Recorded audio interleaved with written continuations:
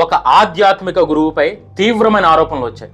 ఎలాంటివి అంటే లైంగిక పరమైనటువంటి దాడులు, ఆయన ఆశ్రమంలో మహిళలపై వేధింపులు, ఆర్థిక పరమైనటువంటి మోసాలు, ఎన్నో కేసులు లైంగిక పరమైనటువంటి ఈయన మీద నమోదయ్యాయి.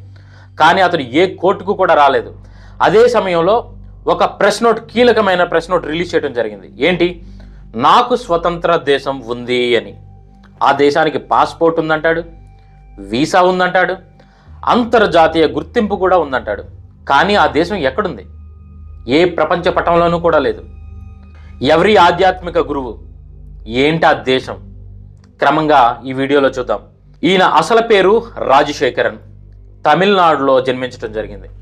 ఒక సాధారణమైనటువంటి మధ్యతరగతి కుటుంబ నేపథ్యం. చిన్న వయసు నుండే నాకు దైవానుభూతులు కలిగాయని చెప్పడం మొదలుపెట్టాడు. ఇక్కడ ఒక విషయం అర్థం చేసుకోవాలి. భారతదేశం